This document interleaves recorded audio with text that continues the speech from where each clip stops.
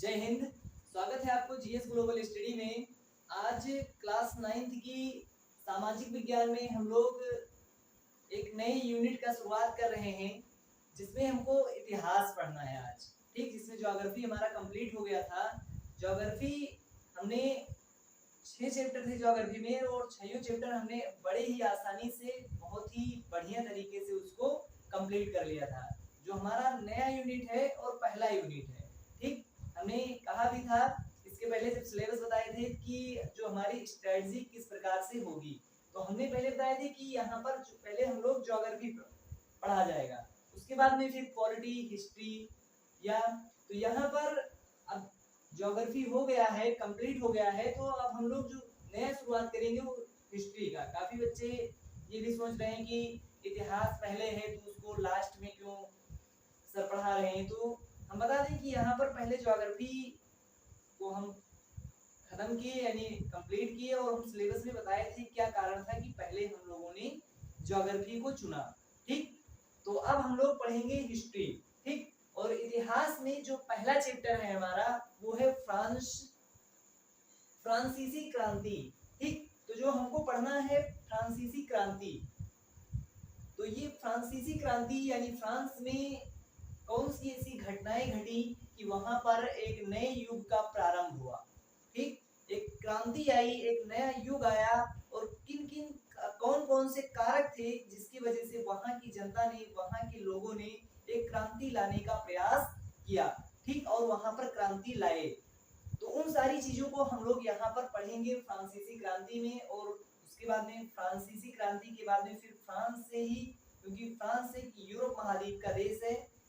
अच्छा, महाद्वीप में आ गए हैं तो टोटल महाद्वीप पता है कितने हैं विश्व में, यानी जो हमारी संपूर्ण भूमि है। फिर वापस थोड़ा ज्योग्राफी की ओर चल रहे हैं। जो हमारे विश्व की संपूर्ण भूमि है, जो हमारी पूरी पृथ्वी का 29% क्षेत्र है। ठीक, 71% क्षेत्रफल पर तो जल ही है। ठीक, 71% पर क्या है, जल है, और शेष 29% पे क्या है, स्थल है। ठीक, और इस 29% स्थल भागों को 7 भागों में डिवाइड किया गया है। ठीक, इन 29% क्षेत्रफल को यहाँ पर 7 बड़े बड़े भूखंडों में डिवाइड किया गया है और इसी भूखंड को बोला गया महाद्वीप। अच्छा, द्वीप क्या है, तो स्थल का वह भाग यानी जिसके चारों ओर जल से घिरा हो। ठीक, लेकिन अगर वही बहुत बड़ा भाग होगा तो द्वीप का क्या होगा, महाद्वीप। ठीक, छोटा है तो द्वीप होगा, बड़ा है महाद्वीप होगा। छोटा होता है तो राजा, बहुत बड़ा क्षेत्र है उनका यानी बहुत बड़ा है तो महाराजा। तो उसी प्रकार से द्वीप और महाद्वीप। ठीक, स्थल का, अच्छा जितने भी स्थल देखते हैं उसके चारों ओर अगर ध्यान दें वर्ल्ड मैप पे, तो उसके चारों ओर क्या होगा, जल ही जल होगा, क्योंकि हमारे पूरी पृथ्वी पर 71% भाग पे जल है। ठीक, ये हम लोग भूगोल में पढ़ चुके हैं। अब आप लोगों को समझ में आ रहा होगा कि हमने यहाँ पर ज्योग्राफी चूज करने का निर्णय क्यों लिया था पहले पढ़ने का, क्योंकि हमको पढ़ना है यहाँ पर यूरोप महाद्वीप में एक छोटा सा देश है फ्रांस। ठीक, अब उस फ्रांस में हम ये तो नहीं कह सकते कि फ्रांस सबसे पहली क्रांति है यूरोप महाद्वीप की, क्योंकि क्रांति की शुरुआत जो हुई थी वो यूरोप महाद्वीप से ही हुआ, क्योंकि यूरोप ही एक ऐसा महाद्वीप था जो सबसे पहले डेवलप हुआ यानी पहले विकसित हुआ। तो जहां पर सबसे पहले लोगों में यानी विकसित हुआ तो वहां धीरे धीरे फिर बदलाव आना प्रारंभ हुआ, यानी क्रांति की भी प्रक्रिया वहीं से प्रारंभ होती है। लेकिन हम पूर्ण रूप से ये नहीं कह सकते कि फ्रांस से ही हुआ, और भी पहले हुआ है। लेकिन हम लोगों को जो व्यवस्थित रूप से जो पढ़ना है वो फ्रांस से ही है। ठीक, तो फ्रांस में हुई क्रांति को हमको पढ़ना है। जो यूरोप महाद्वीप का एक देश है, फ्रांस में आखिर क्या हुआ, तो फ्रांस में क्या हुआ, फ्रांस में जो क्रांति हुई वो क्रांति हुई थी 1789 से लेकर 1799 के मध्य में। अच्छा, अभी टेंशन मत लेना कि ये क्या है। 1799 के मध्य में फ्रांस में एक ऐसी क्रांति घटना हुई जो 14 जुलाई 14 जुलाई 1789 से की सुबह एक राजनीतिक और आर्थिक रूप से, सामाजिक रूप से एक हलचल देखने को मिलती है 14 जुलाई 1789 को फ्रांस में। फ्रांस का शहर है पेरिस। ठीक, वर्तमान में फ्रांस की राजधानी क्या है? पेरिस। तो पेरिस जो है उस समय फ्रांस का एक शहर था और उसमें तो इसमें 14 जुलाई 1789 की सुबह को, यानी 14 जुलाई, यानी ऐसे इमेजिन कर सकते हैं कि 14 जुलाई 1789 की सुबह को माहौल बहुत ही गर्म था, बाजार बिल्कुल गर्म था। सम्राट एक आदेश दे चुका था। ठीक, सम्राट एकदम आदेश दे चुका था कि जैसे ही जनता जो आएगी, जो पेरिस में जनता इकट्ठा हुई है, वो सम्राट उनको उन पर गोली चलाने का अधिकार यानी आदेश दे चुकी थी। सम्राट उन जनता पर गोली चलाने का अधिकार दे चुकी थी। बाजार बिल्कुल गर्म था, एकदम आतंक का माहौल बना हुआ था। वो सुबह थी 14 जुलाई 1789 की, फ्रांस के पेरिस शहर में। ठीक, लेकिन वहां पर क्या हुआ कि वहां पर लगभग एक छोटा सा स्थान था।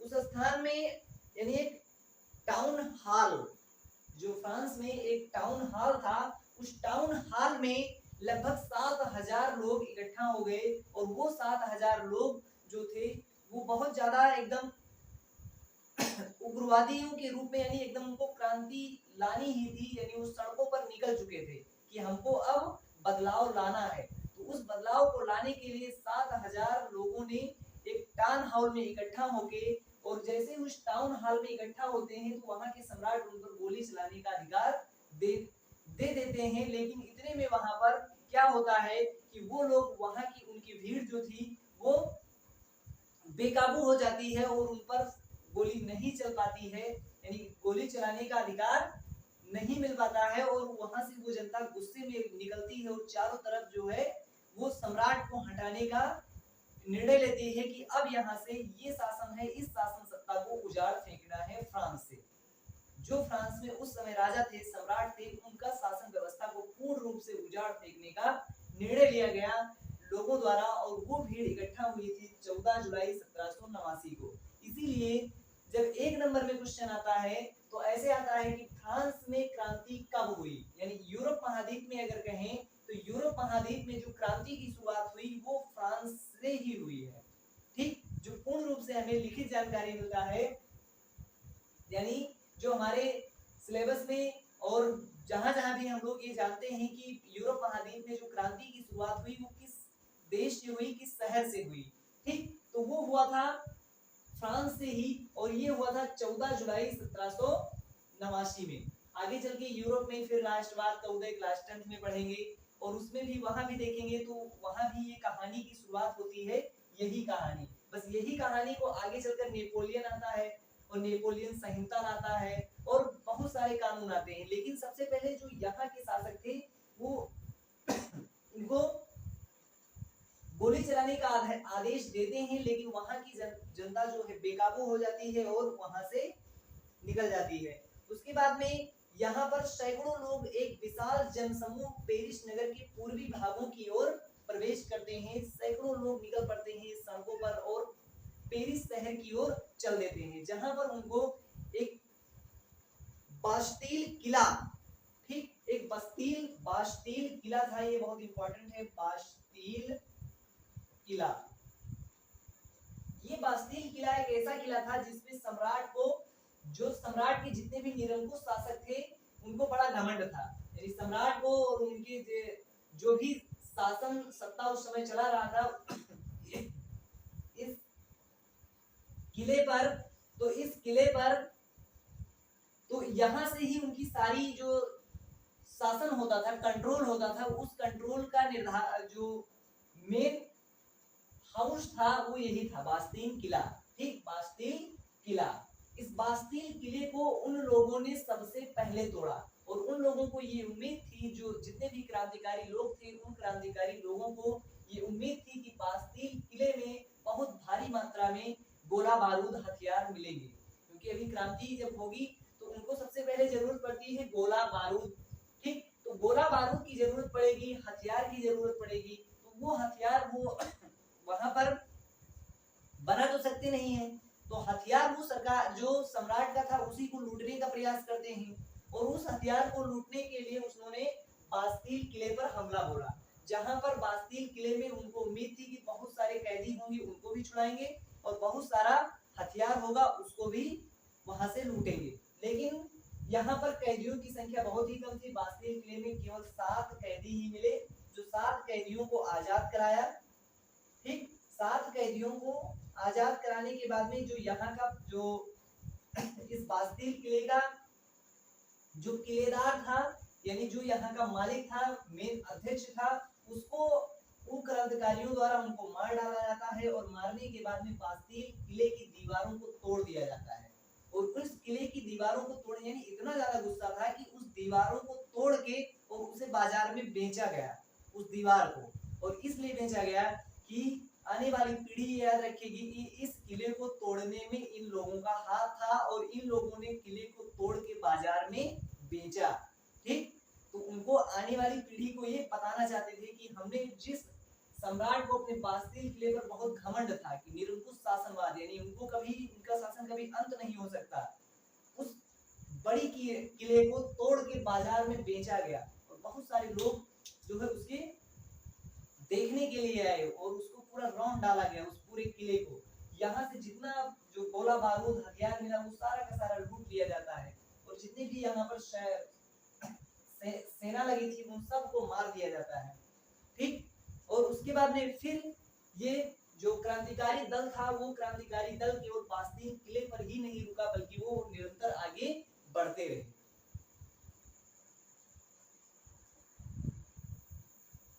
तो इस बास्तील किले को तोड़ने के बाद में फिर जनता यानी यहाँ पर क्रांतिकारियों ने रुका नहीं बल्कि वो लोग निरंतर आगे बढ़ते रहे और बढ़ते यहाँ तक कि वो तब तक नहीं रुके जब तक कि वहां के सम्राट को फांसी नहीं दी जाती है। यानी जब वहां के सम्राट को फांसी हो जाती है वो देश पूर्ण रूप से यानी सम्राट और निरंकुश शासन से मुक्त हो जाती है, तब जाके ये क्रांतिकारी दल रुकता है। लेकिन इसीलिए कहा गया क्योंकि ये एक दिन की कोई बात नहीं थी, लेकिन शुरुआत हुई थी 14 जुलाई को और लेकिन ये चला 1789 से लेकर 1799 तक। और इस क्रांतिकारी यानी फ्रांस की क्रांति, फ्रांसीसी क्रांति का परिणाम यह हुआ कि यह एक मील का पत्थर साबित हुआ, यानी बहुत लंबी चलने वाली एक प्रक्रिया थी। अब ये प्रक्रिया 1789 से 1799 लगभग 10 वर्षों तक ये प्रक्रिया चली।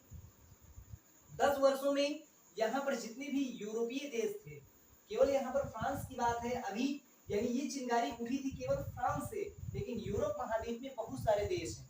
उन सारे देशों में भी धीरे धीरे लोगों के प्रति फ्रांसीसी क्रांति को देखकर उनके मन में भी एक आजादी, एक स्वतंत्रता की ललक जागने लगी। वो लोग भी चाहने लगे कि जिस प्रकार से फ्रांस में क्रांति हुआ उसी प्रकार से हमारे यहाँ भी क्रांति हो और हमें भी आजादी मिल सके। ठीक, तो ये एक जो अन्य यूरोपीय देशों के लिए भी एक मोटिवेशन का काम किया फ्रांसीसी क्रांति ने। उनके अंदर भी एक ललक जागी,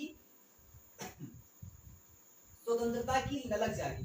ठीक, उसके बाद में अच्छा आप लोगों को ये लगता होगा कि अभी तक हमने इतना पढ़ा तो लेकिन इस यहाँ का सम्राट कौन था। अच्छा, सम्राट के बारे में सारे लोग उत्सुक होंगे जानने के लिए कि सम्राट आखिर कौन था जिसके बारे में हमने इतना पढ़ा। उनको फांसी भी हो गई और इतना बवाल भी हुआ, यानी पूरा का पूरा सैकड़ों लोग आ गए, उनको एकदम भयानक हत्याकांड भी होने वाला था, लेकिन अभी तक सम्राट के बारे में नहीं जाने। तो चलिए जानते हैं सम्राट के बारे में, आखिर कौन था सम्राट और उनकी जो नीतियां किस प्रकार से थी, क्यों ये विवाद हुआ, उन सारे विवादों के बारे में जानते हैं। ठीक,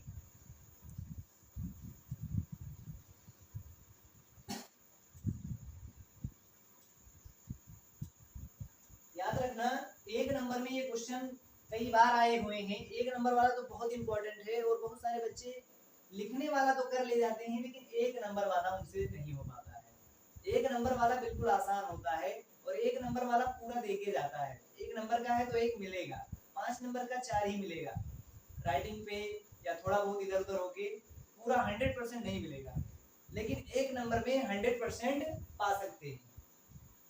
तो इसको नोट कर लो, फ्रांस में 14 जुलाई 1789 फ्रांसीसी क्रांति की शुरुआत हुई। ठीक, ऐसे एग्जाम में आता है कि फ्रांसीसी क्रांति की शुरुआत कब हुई। तो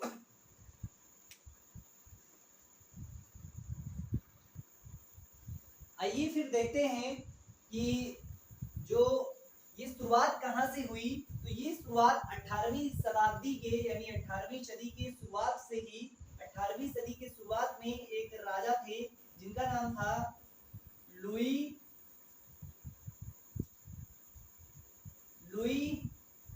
16वें। ठीक, इन लुई 16वें की शासन, लुई 16वें फ्रांस की गद्दी पर बैठता है कब? 1774 में। ठीक, 1774 में फ्रांस की गद्दी पर लुई 16वां बैठता है और इसके बैठने के बाद में ये जब गद्दी पर बैठता है तो इसकी एज मात्र 20 वर्ष की थी। लुई 16वें की उम्र कितनी थी? 20 वर्ष की। जब इन्होंने 20 वर्ष आयु थी इसकी जब इन्होंने फ्रांस की गद्दी पर बैठा। ठीक, फ्रांस की गद्दी पर इन्होंने बैठा। इनकी एज केवल 20 वर्ष की थी और इन्होंने विवाह किया ऑस्ट्रिया की राजकुमारी। ठीक, ऑस्ट्रेलिया नहीं है, ऑस्ट्रिया। ठीक, इन्होंने अपना विवाह किया ऑस्ट्रिया की राजकुमारी से। ऑस्ट्रिया की राजकुमारी से इन्होंने विवाह किया। उस राजकुमारी का नाम था मेरी एंतोइनेट।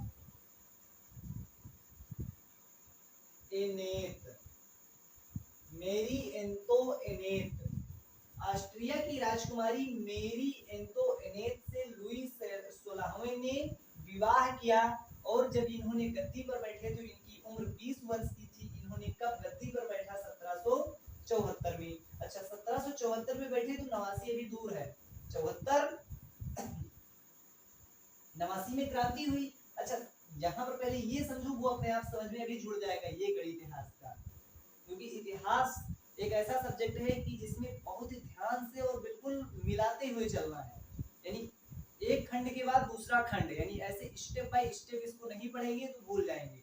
हमेशा इसको डेट हमेशा पकड़ के चलना है। अच्छा, अभी देखो 74 है तो हमने यहाँ पर अभी 89 से 99 तक हमने अभी पीछे चर्चा किया। ठीक, लेकिन अभी 74 के बाद 75 आएगा, 76, फिर ऐसे 80, 82, 85, 89 तभी तो आएगा। तो अभी हम इसके पहले हैं, ये मत समझना कि वो तो हो गया, फांसी हो गया। तो अब अभी ये गद्दी पर बैठे हैं, 1774 का टाइम है, अभी केवल गद्दी पर बैठे हैं। क्रांति अभी होगी यहाँ 14 जुलाई 1789 को।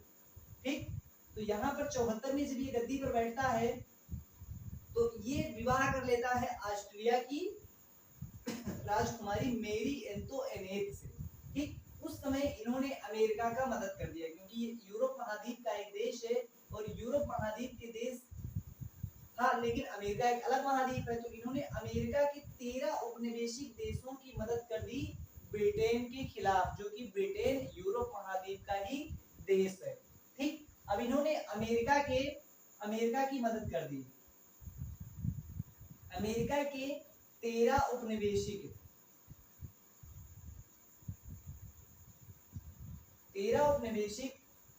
देश को ब्रिटेन से स्वतंत्रता दिला दी। ठीक, 13 उपनिवेशिक देश को ब्रिटेन से आजाद करा दिया। ठीक,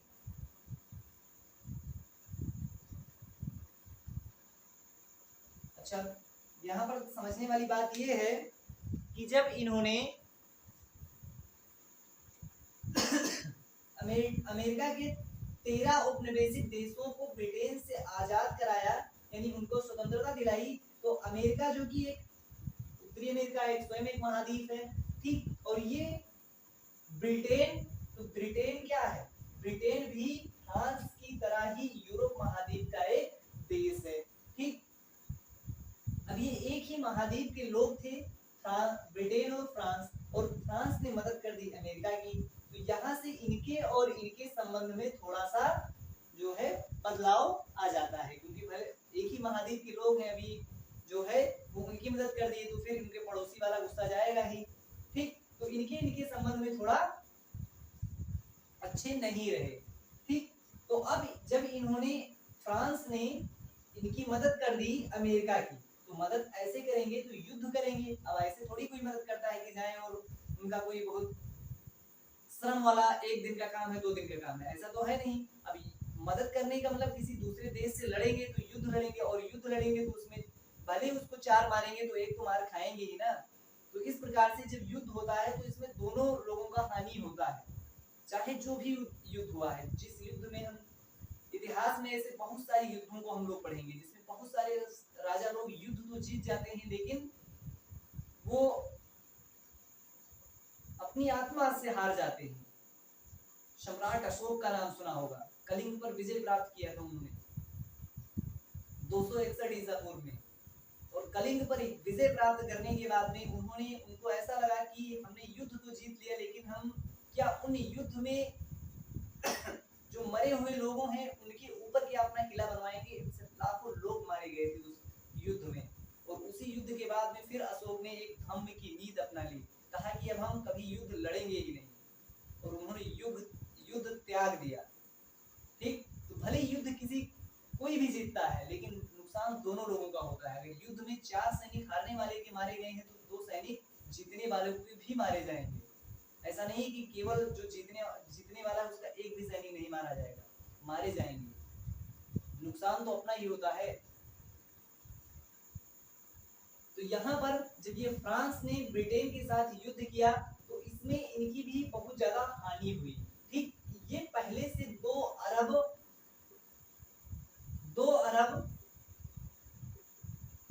लिबे का कर्जा था इनके ऊपर। ठीक, 2 अरब लिबे, यानी जैसे जो इंडिया का रुपया होता है मुद्रा, उसी प्रकार से यहाँ की लिबे होता है। ठीक, लिबे, तो यहाँ पर 2 अरब लिबे का कर्जा था, जो इस युद्ध इनके गद्दी पर बैठने से पहले ही 2 अरब का कर्जा था। ठीक, लेकिन जब ये गद्दी पर बैठते हैं और विवाह करते हैं अपना ऑस्ट्रेलिया की राजकुमारी से। अच्छा, विवाह, राजा है भाई तो विवाह तो बहुत ही भयानक, समझ सकते हैं क्या होगा। ठीक, अब विवाह किया, उसके बाद में युद्ध लड़े। अब युद्ध और विवाह के चक्कर में इनके ऊपर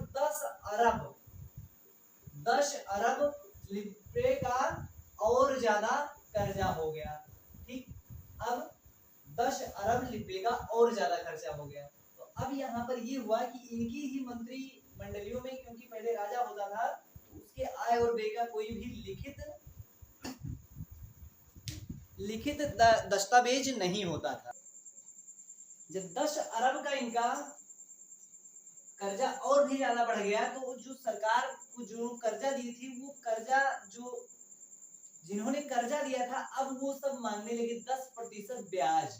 यानी जितने भी कर्जा देने वाले लोग थे, जो संस्था थी, वो अब 10% कर्जा मांगने लगी, 10% ब्याज मांगने लगी।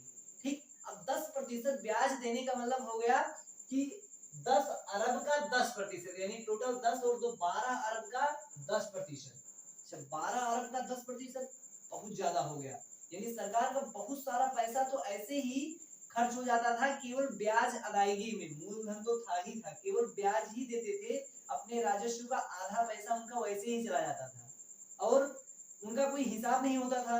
अब जो उनके दरबारी थे, मंत्रिमंडल थी या स्वयं थे, और उनके जो राज परिवार थे, पहले उनको बोला था राज परिवार, यानी उनके खर्चा का कोई जो है लिखित रिकॉर्ड नहीं होता था। बहुत ज्यादा पैसा ऐसे खर्च कर देते थे, यानी जनता का पैसा बहुत ज्यादा अपने शौक के लिए, अपने मंत्रियों के जो भोग विलास के लिए ऐसे बहुत सारा पैसा खर्च कर देते थे। अब जब ये बहुत सारा पैसा ऐसे ही खर्चा होने लगा, तो फिर जनता ने धीरे धीरे देखा कि ये जो गद्दी पर बैठा है लुईस 16वां, ये आदमी ठीक नहीं है। ये केवल हमारा बहुत सारा पैसा केवल अपनी ये जो है ऑस्ट्रेलिया की राजकुमारी, यानी अपनी राजकुमारी के लिए खर्चा कर रहा है। विवाह किया बढ़िया एकदम दूसरे देश ऑस्ट्रेलिया के साथ, भयानक पूरे फ्रांसीसियों को बारात ले गया होगा। ठीक, इतना ज्यादा पैसा इन्होंने ऐसे खर्च कर दिया। उसके बाद में केवल अमेरिका और ब्रिटेन का झगड़ा था, बीच में ये कूद के अपना नुकसान करा लिया, जिसमें 10 अरब लिब्रे की और कर्जा बढ़ गया। अब वो जो 10 अरब दिए हैं वो लोग भी 10% कर्जा मांग रहे हैं और इनका अपना खर्चा कुछ कम नहीं है। हम लोगों के ऊपर टैक्स लगा रहे हैं, ब्याज के जो कर के ऊपर कर यानी टैक्स बढ़ा रहे हैं और टैक्स जनता से ले रहे हैं और अपने खर्चा में कटौती कर नहीं रहे हैं। इनके मंत्री लोग एकदम आराम से, एकदम ऐसा लगता है कि जैसे जो पैसे की कोई कमी ही नहीं, एकदम भयानक खर्चा करते हैं। ये अपने राज परिवार के ऊपर भयानक पैसा इनके ही परिवार में खर्चा होता है जिसका कोई लिखित रिकॉर्ड ही नहीं है। तो जनता ने फिर आक्रोश में आकर, क्रोध में आकर जो है इस शासन सत्ता को उजाड़ फेंकने का निर्णय लिया था 14 जुलाई 1789 को। इस तरीके से जनता को लगा कि 74 में बैठा, अब इनका जो विवाह भी देखा और इनका युद्ध भी देखा और भी तमाम प्रकार की इनकी जो भी नीतियां थी उन सबको जनता ने देखा, लेकिन अब जनता से सहन नहीं हो रहा था। अब उनको लगता था कि अब इन शासन सत्ता को उजाड़ फेंका जाए और एक स्वतंत्र हो जाया जाए, अब किसी राजा के अधीन न रहकर बल्कि एक स्वयं का एक लोकतंत्र की स्थापना की जाए, यानी जहां पर लोगों का शासन हो। तो इसीलिए यहाँ पर, हालांकि अभी इनकी प्रक्रिया यहाँ 1799 में इनकी मृत्यु के बाद में ये लागू नहीं हो पाता कि यहाँ पर एक लोकतांत्रिक देश बने, लेकिन यहाँ पर फिर जितने भी सम्राट आए वो जनता को खुश करने के लिए बहुत सारा जो है छूटें प्रदान की, ठीक, बहुत सारी छूटें प्रदान की। लेकिन यहाँ पर ये हुआ कि इनकी शासन सत्ता को, लुई 16वें की शासन सत्ता को उजाड़ फेंकने के लिए 14 जुलाई 1789 को पेरिस शहर में एक भीषण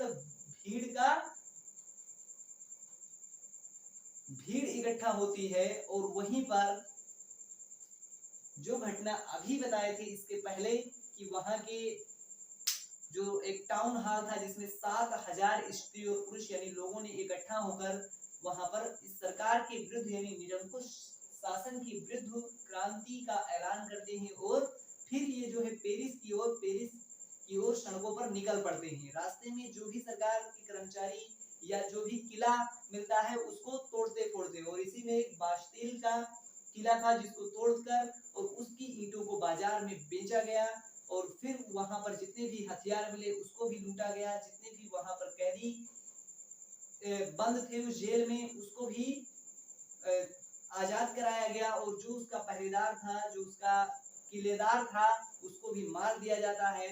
और फिर धीरे धीरे ये प्रक्रिया रुकती नहीं है बल्कि ये प्रक्रिया चलती ही रहती है। क्रांति की ऐसी प्रक्रिया 1799 तक, और 1799 तक, और ये प्रक्रिया तब तक चलती है जब तक लुई 16वें को फांसी नहीं दी जाती है, ठीक।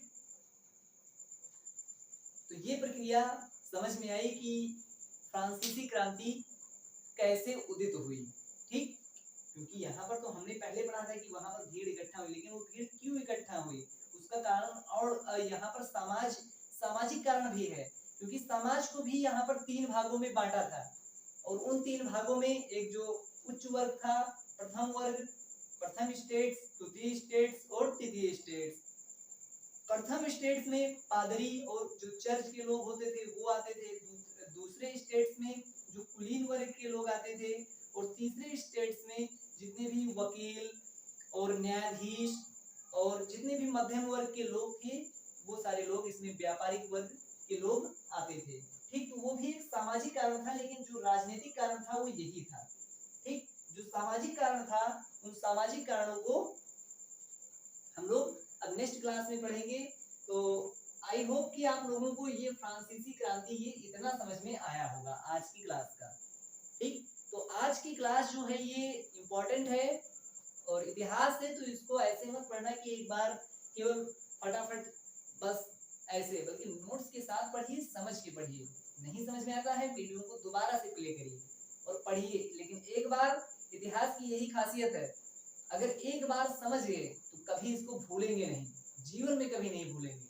लेकिन अगर नहीं समझ में आए तो 15 बार पढ़ेंगे, खाली नीले से पीले रंग से ऐसे रंगते रहो हाइलाइटर लेकर, समझ में नहीं आएगा। लेकिन अगर एक बार समझ में आ गया तो फिर इसको कभी नहीं भूलेंगे। तो इसको ध्यान से पढ़िए और नहीं समझ में आता है उसको कमेंट करिए और जो उसको दोबारा बताएंगे, तिबारा बताएंगे, जब तक नहीं समझ में आएगा तब तक बताएंगे, ठीक। तो बिल्कुल आसानी के साथ इसको पढ़िए और फिर मिलेंगे अब हम लोग नेक्स्ट क्लास में। जय हिंद।